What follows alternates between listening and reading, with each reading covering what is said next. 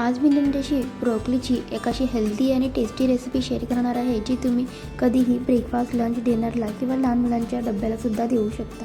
नमस्कार, आलिशान स्वाद अँड ब्लॉग्समध्ये तुमचं मनापासून खूप स्वागत आहे. तर ब्रोकली तुम्हाला घ्यायची आहे, जी मार्केटमध्ये आणि ऑनलाईन तुम्हाला सहज भेटेल.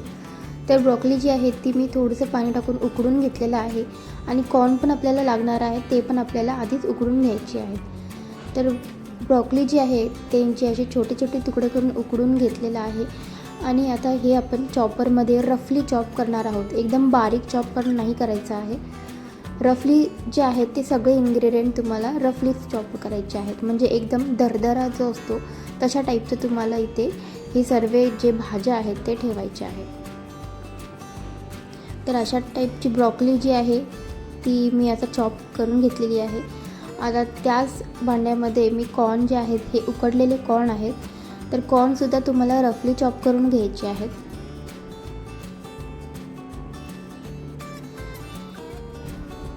तर तुम्ही बघू शकता अशा प्रकारचे कॉर्न जे आहेत ते आपल्याला एकदम रफली एकदम दरदरा कॉर्न आपल्याला असले पाहिजेत. आता हे कॉर्न जे आहे ते मी ब्रोकलीच्या मिक्सचरमध्ये टाकून घेणार आहे. तुम्हाला आधीच एक मोठं भांडं घ्यायचं आहे, ज्यामध्ये तुम्ही हे सर्व साहित्य टाकणार आहेत. आता इथे मी एक उकडलेला बटाटा घेतलेला आहे.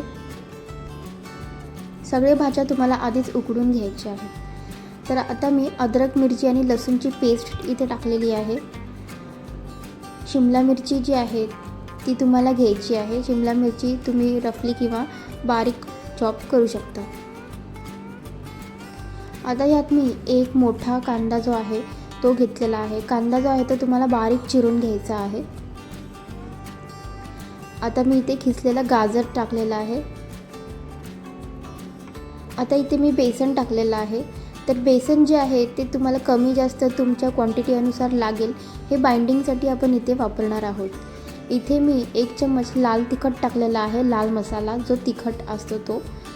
काळी मिरी पावडर टाकलेली आहे 1 चम्मच आणि 1 चम्मच मी चाट मसाला टाकलेला आहे. इन्ग्रेडियंट्स तुम्ही कमी जास्त तुमच्या क्वांटिटी अनुसार करू शकता. आता इथे मी कोथिंबीर टाकलेली आहे. बारीक चिरलेली कोथिंबीर तुम्हाला टाकायची आहे. आता हे सर्व साहित्य जे आहे ते मिक्स करून घ्यायचं आहे. मी आता मिक्स करून घेतलेलं आहे सर्व आणि अशा टिक्कीचा शेप तुम्हाला द्यायचा आहे.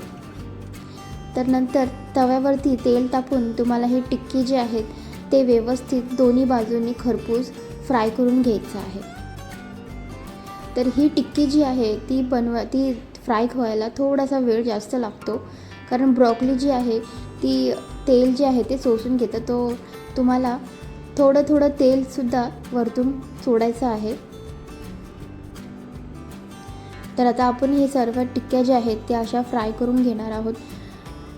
आपली ब्रोकलीची टिक्की तुम्ही टाकल्यावरती तव्यावरती लगेच तुम्हाला पलटायचं नाही आहे. 1 ते 2 मिनटं असंच तुम्हाला फ्राय होऊ द्यायचं आहे.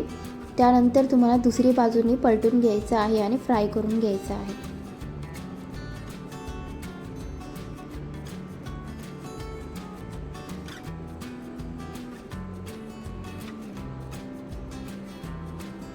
तर तुम्ही बघू शकता आपली टिक्की जी आहे ती आता रेडी होत आहेत.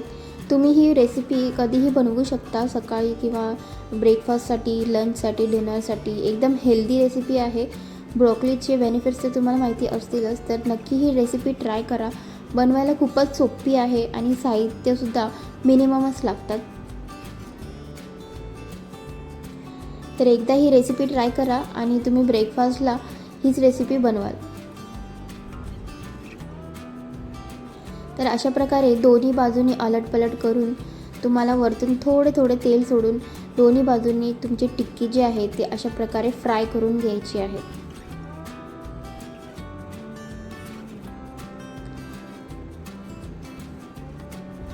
तर तुम्ही बघू शकता आपली टिक्की जी आहे ते रेडी झालेले आहे. मीडियम गॅसवरतीच तुम्हाला सगळे टिक्क्या फ्राय करून घ्यायचे आहेत. तर आपली टिक्की जी आहे ते रेडी झालेले आहेत. आता मी याची प्लेटिंग करून घेणार आहे.